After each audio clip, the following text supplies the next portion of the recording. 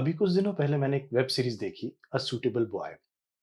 विक्रम सेठ काफी जाने माने उपन्यासकार हैं। उनके एक बहुत बड़े 1000 पन्नों से ज्यादा के उपन्यास पर ये वेब सीरीज आधारित है और इसे बनाया है मीरा नायर ने।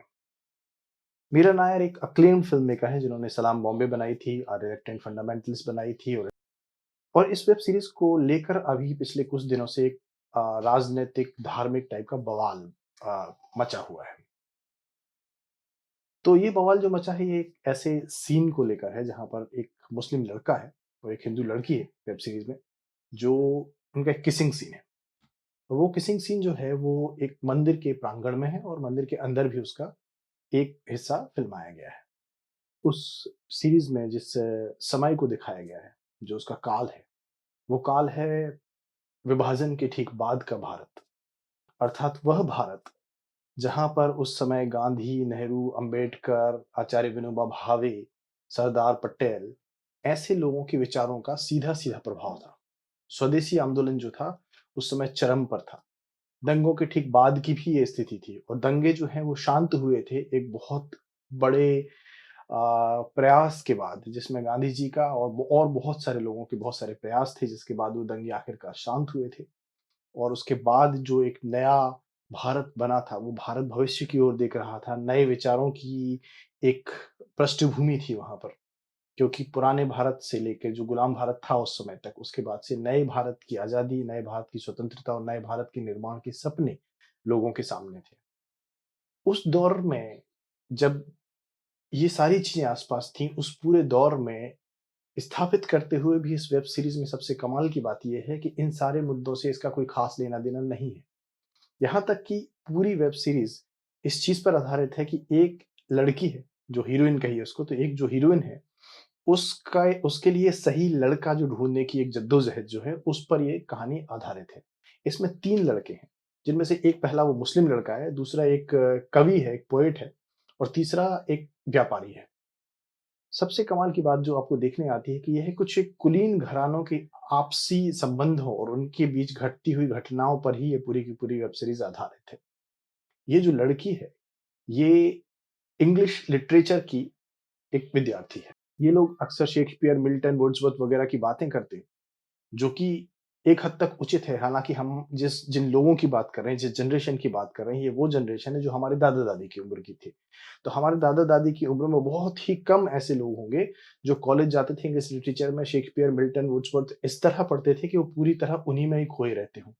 वहाँ उस समय का जो समसामयिक दौर था, वो काफ़ी उथल-पुथल से भरा हुआ था और उनकी बातचीत में ज़्यादातर चीज़ें आपको निकल के आएँगी जो भारतीय पृष्ठभूमि की होगी।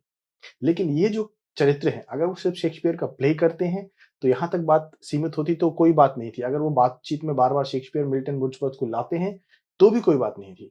लेकिन वो जिस तरह से लाते हैं, उस तरह से ऐसा लगता है कि ये लोग जो हैं लंदन के ही निवासी हैं, ये नेटिव इंग्लिश हैं और ये सदा से वहीं रहे हैं। वो लोग भारतीय विभाजन की पृष्ठभूमि में रहते हुए उस दौर में ना तो विभाजन के बारे में ज़्यादा बातें करते हैं, ना ही उस दौर की सामाजिक समस्याओं को लेके, ना ही उस दौर में जो विचारधारा बन रही थी, ना ही आने वाले भारत के सपनों के बारे में, जो कि सबसे अजीब है। अगर इन सब चीज़ों के बारे में बात करते हुए बीच-बीच में वो शेक्सपियर, मिल्टन की बात करते, तो ये पूरी तरह फिट आता। जैसे कि एक उदाहरण है कि आप देखिए आर के नारायण ने मालगुडी डेज़ लिखा है, गाइड लिखी है। और इनमें इनमें इन पर जो एक वेब सीरीज़ या टीवी सीरीज़ बनी है मालगुडी डेज़ पर और फ़िल्म बनी है गाइड पर, जो विजय आनंद ने डायरेक्ट की थी, देवानंद जी ने उसमें अभिनय किया है। तो वो दोनों किताबें और उन पर आधारित जो सिनेमा है, वो पूरी तरह भारतीय पृष्ठभूमि में, भले ही वो अंग्रेज़ी में लिखा गया है। उसके जो चरित्र हैं, वो पूरी तरह भारतीय हैं, भले ही उनका वर्णन अंग्रेज़ी में किया गया है। उसमें भी इनकी जो किताबें हैं, उनमें भी ये शेक्सपियर, मिल्टन की बात करते हैं, लेकिन उसकी पृष्ठभूमि, उसका संदर्भ प्रसंग एक भारतीय नज़रिए से होता है, जो कि इस वेब सीरीज़ में इन कैरेक्टर्स में नहीं है। फिर इसमें जैसे जो एक पोएट का चरित्र है, जो कवि का चरित्र है, उस वह कवि ऐसा लगता है जैसे कि क्वीन विक्टोरिया ने उसको काली खाल में भारत भेजा हो।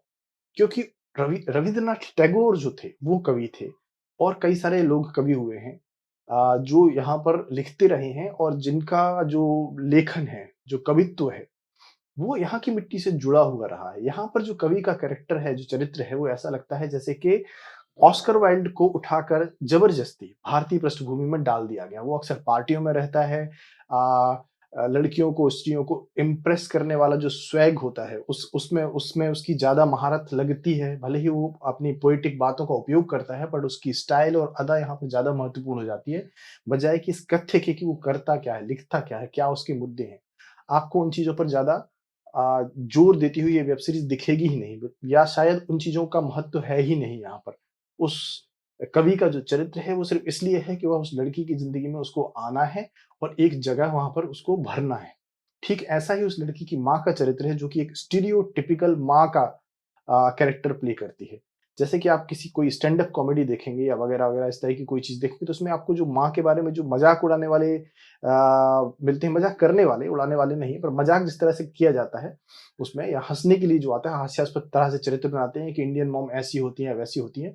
उसका पूरा का पूरा एक एम्बॉडीमेंट, उसका पूरा उसका उसका सजीवीकरण है वो माँ।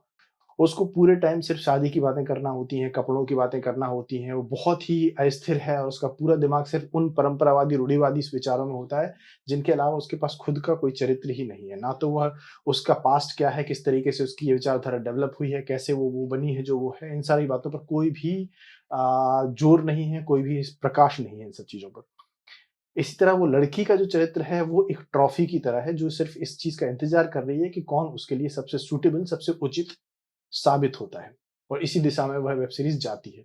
जब तक वह अपना निर्णय नहीं देती कि हाँ, ये लड़का सही है, तब तक वह वेब सीरीज़ चलती रहती है। इस बीच कुछ अन्य चरित्र हैं, इधर-उधर से आए हैं, जिनकी कहानियाँ भी चलती रहती हैं। वो कहानियाँ कम महत्वपूर्ण लगती हैं, लेकिन हाँ, उनमें एक महत्वपूर्ण चरित्र है, मान करके एक बंदा है। उसकी चरित्र को जब आप देखते हैं, तो वह एक कहा जा सकता है कि बिगड़ गया है लड़का, क्योंकि उस पूरी सीरीज़ में जो बड़े चरित्र हैं, सीनियर चरित्र बताए गए हैं, जो पिछली जनरेशन है, उसको बताया गया है रूढ़िवादी, परंपरावादी या ऐसे विचारों वाला, जो कि नई जनरेशन से जुड़ नहीं पा रहा है। और नई जनरेशन जो भी है, उसको देख के आपको ऐसा लगता है जैसे ये सीधे-सीधे हिप्पी कल्चर या रॉक कल्चर से निकल कर आए हों, इतने ज़्यादा वो आधुनिक हैं। आधुनिक होने में कोई बुराई नहीं है, लेकिन मैं तो कहूँगा कि उससे पहले की जनरेशन थी, वो भी अच्छी-खासी आधुनिक थी, जिसमें गांधी, नेहरू, अम्बेडकर थे। ये लोग पूरे वैश्विक सोच वाले लोग थे। इनका जो नज़रिया था, सरदार पटेल वगैरह से लेके सारे लोग, चाहे वो सी राजगोपालाचारी हो, ये लोग भारतीय भी थे, लेकिन इनके पास विदेशों की पूरी जानकारी थी, और ये लोग तो बाद के हैं। आप पीछे जाइए तो लोकमान्य तिलक, गोपाल कृष्ण गोखले, इन लोगों ने भी विश्व की जो विरासत है, विश्व का जो साहित्य है, जो लेखन है, जो दर्शन है, उसका गहन अध्ययन कर रखा था। तो इसमें जिस तरह से इन्होंने उस पुरानी जनरेशन को दिखाया है, वो ऐसा दिखाया है जैसे वो सब के सब रूढ़िवादी, परंपरावादी ही हैं, और नया होते ही, नई जनरेशन में पैदा होते ही कोई व्यक्ति एकदम इतना आधुनिक हो गया, जैसे अमेरिकन रॉक का कल्चर हो, वहां से वो निकल के आया हो। इसी दौर में वह एक किसिंग सीन भी आता है, और भी कई सारी चीजें आती हैं। तो ये मान का जो चरित्र है, ये थोड़ा-सा बिगड़ैल हो जाता है, और स्वाभाविक है कि ऐसी सीरीज़ में उसकी अपने बाप से नहीं बनती, और उसका बाप जो है एक तरह से सज़ा के तौर पर उसको वहाँ से भगा-सा देता है, तो एक जगह उसको गाँव में कुछ दिन निकालने होते हैं। यहाँ पहली बार आपको कुछ भारतीय चरित्र मिलते हैं, लेकिन वो भारतीय चरित्र ना के बराबर हैं। अब भारतीय चरित्र से मेरा कहने का मतलब ये है कि जब आप वेब सीरीज़ के बाकी हिस्सों को देखते हैं, तो चाहे वो मान का चरित्र हो, या है वो चाहे वो मुस्लिम लड़के का चरित्र हो, चाहे वो अन्य बड़े लोगों के चरित्र हों, ये सारे चरित्र जो हैं, ये ऐसा लगता है जैसे भारत में एक अलग-सा छोटा-सा टाउन स्थापित किया गया है, जहाँ पर लंदन से उठाकर लोग इम्प्लांट किए गए हैं। तो उनकी जो विचारधारा है, वो भारतीय समसामयिक परिप्रेक्ष्य से पूरी तरह कटी हुई है। और 2-4 ही मुद्दे हैं ऐसे जो उस समय के दौर से रिलेट करते हैं, बट वो रिलेट करते हैं या ना करते हैं, एक बराबर है, क्योंकि वो एक ऐसी हिंट है जो किसी विस्तृत संदर्भ की ओर ले ही नहीं जाती। तो यहाँ पर जिन चरित्रों की हम बात कर रहे हैं, जब मान उस गाँव में पहुँचता है, तो गाँव के लोग हैं, वो भारतीय लगते हैं, आपको मान लगता है जैसे कोई ब्रिटिश ऑफिसर बाहर से आया हो। और ये मान एक साहूकार टाइप का चरित्र होता है, जो वहाँ पर एक लोकल व्यक्ति का शोषण कर रहा है, तो उससे एक हल्की-सी झड़प कर लेता है। उस झड़प के बाद का जो उस झड़प तक आपको लगता है कि हाँ, चलिए कुछ एक भारतीयता सी आई उस दौर की। लेकिन होता क्या है कि उस भारतीयता के आने के बाद भी उस चरित्र को ये गाँव वाले ऐसे सर पर उठा लेते हैं, जैसे ये कोई गांधी जी हों या कोई आचार्य विनोबा भावे हों, और उसको इतना अतिशय सम्मान दे देते हैं, अतिशय आशाएँ उससे रखने लगते हैं कि ये पूरी चीज़ रूमानी बन जाती है और उसका धरातल से संबंध कट जाता है। ये लार्जर देन लाइफ बन जाती है पूरी। उसके बाद एक जो दूसरा चरित्र है वहाँ पर गाँव में, जो रशीद करके एक चरित्र रहता है, तो उसकी जो एक समस्या होती है कि वो चाहता है कि गाँव में क्रांति हो, गाँव बदले। यहाँ पर कहानी में थोड़ा-सा आपको रस आना चालू होता है, आपको लगता है कि हाँ, कुछ बात कही जा रही है। लेकिन होता क्या है कि मान जो है, वो इंसान, रशीद को लगता है कि मान जो है वो क्रांति ला सकता है, वो उस चीज़ को पसंद करता है, उसको अचानक से आशाएँ दिखने लगती हैं। एक बड़ी छोटी-सी घटना से उसको लगता है गाँव वालों का इस पे भरोसा है, उसको लगता है गाँव ही बदल जाएगा। लेकिन मान जो है वो जिस तवायफ से उसका संबंध होता है, उसके बुलावे पर वापस चला जाता है। तवायफ का रोल किया है तब्बू ने, और वो भी किसी एलिटिस्ट क्लब हाउस की मैडम लगती हैं लंदन की। बजाए कि एक भारतीय तवायफ की, जो कि बहुत सारी और चीज़ों से गुज़रती थी, जिन्हें हमने उमराव जान, पाकीज़ा वगैरह में देखा है, उनकी जगह वो एलिटिस्ट मैडम लगती हैं।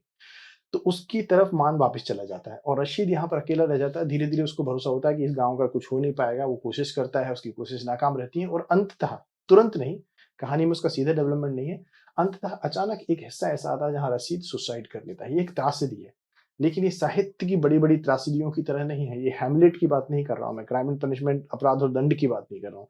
ये त्रासदी है, सीरीज़ के लिए त्रासदी है, क्योंकि जब वो सीरीज़ कुछ ऐसा सार्थक कह सकती थी जहाँ पर, वहाँ पर जाकर ये रशीद की आत्महत्या और गाँव वालों का पूरी तरह से जो भी उनकी क्रांति, जो भी उनकी संभावना थी, उनका अचानक एक अब्रप्ट तरीके से, अचानक तरीके से खत्म हो जाना। वो भी ऐसी जगह पर जहाँ पर कहानी किसी सार्थक कदम को छू सकती थी, चाहे उनके साथ अच्छा होता है या बुरा होता है, लेकिन वो कदम वहीं पर समाप्त हो जाता है और वह एक साइड स्टोरी बन जाती है मुख्य कहानी की बजाय। मान का वापस जाना और कहानी वहीं पहुँच जाती है जहाँ से हम आए थे। फिर वही उन कुलीन कुछ घरानों के आस-पास घूमती है और ऐसा लगता है जैसे लंदन से एक छोटा-सा टाउन उठाकर उन्होंने यहाँ पर पटक दिया है और उसको इस तरीके से ढाल दिया है कि चरित्र जो है वो काली खाल में हैं, कपड़े भारतीय पहने हैं, संगीत वगैरह सब बहुत अच्छा है, अनुष्का शंकर का संगीत है, बहुत ही शानदार संगीत है, एक्टिंग बहुत अच्छी लोगों ने की है, पर कथानक और निर्देशन जो है, उसका जो एक बनावट है, उसके बारे में हम बात कर रहे हैं और उसमें ये समस्या बार-बार आती है। वहाँ पर एक और बड़ी एक अजीबो-गरीब चीज़ है, चूँकि लोग इसको लव जिहाद से जोड़ रहे हैं उस किसिंग सीन को, जो कि मुझे बहुत ही हास्यास्पद लगता है। तो कमाल की बात ये है कि अगर वो सीन लव जिहाद है, तो इस सीरीज़ में एक होमो लव जिहाद भी है और वो होमो लव जिहाद ऐसी है क्योंकि यहाँ पर एक मुस्लिम लड़का है, जो कि एक हिंदू लड़के मान को रिझा रहा है, या आप इसका रिवर्स कह लीजिए, ये उसको रिझा रहा है या वो उसको रिझा रहा है, ये कहना थोड़ा मुश्किल है। लेकिन उनका एक संबंध है।